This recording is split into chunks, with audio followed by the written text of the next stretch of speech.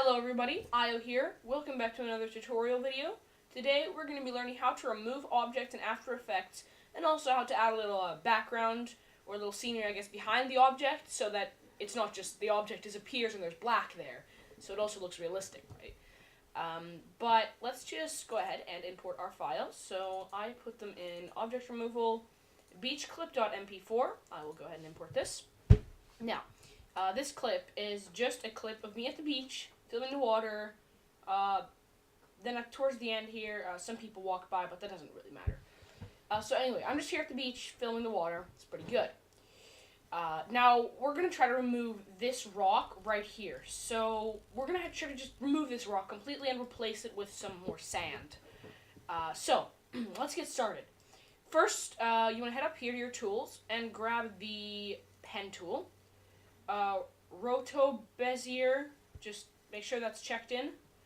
And then we can just go ahead and make a rough outline of your rock. So, just about like this.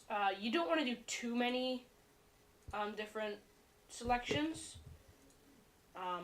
because otherwise After Effects might get a bit confused, but roughly like that. You don't need to be very perfect, but there you go. You've got a rough selection now. Let's head back here. So that's pretty good. What we're going to do is actually we're going to go ahead and we're going to go masks. So go to your clip, masks, mask 1. Instead of setting it to add, well actually set it to subtract. But we're not going to do that just yet actually. First we're going to make sure we have this selected, the mask. So make sure you have it selected, then go to tracker. It should open up the mask tracker thing. So let's do method perspective. I think that'll be pretty good. Track selected masks forward.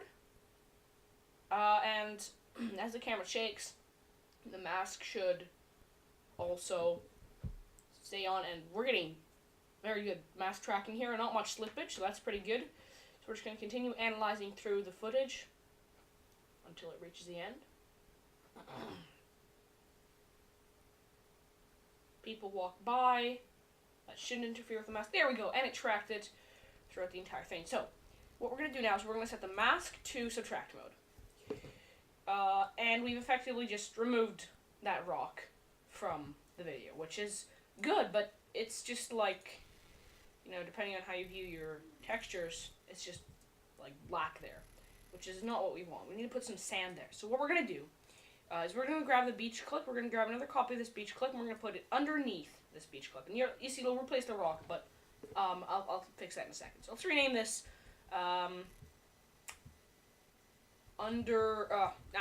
never mind. We'll just call it beach clip, screw it. So then you want to make sure you have the beach clip selected, and then just drag. And you'll notice it will move away the rock. So we kind of just put a layer underneath this one. So what we're going to do, we're going to drag it, preferably just drag it so that there's some ground that isn't close to the rock. So you can see here, we just kind of mirror this ground here, but maybe you make it look a bit more realistic, like so maybe. You know, I don't know. I'm going to go ahead and I'm going to make this just like that. You can really play with it as much as you want to, but you want to use ground that is as close to the rock as possible so that it looks like, you know, when the camera shakes, because obviously when the camera shakes, the ground over here will move more than the ground over here.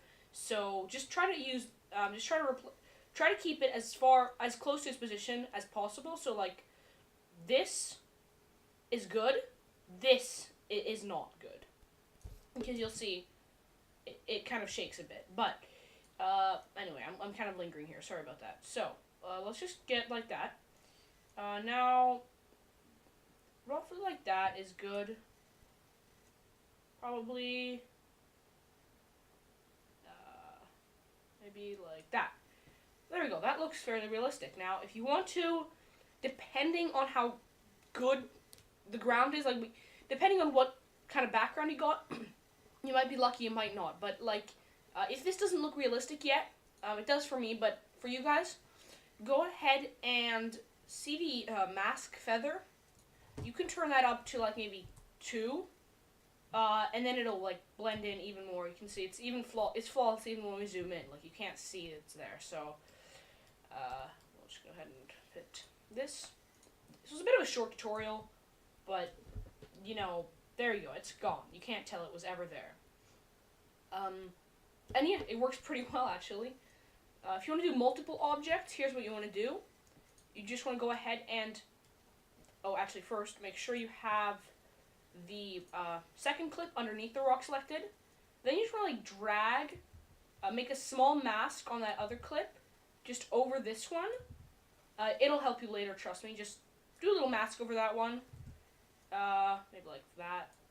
And that means that the ground, because you know we put a layer underneath this big layer in the main layer. We put a layer underneath that. Basically, what I've done is I've cut out only the part of the layer we're going to be using.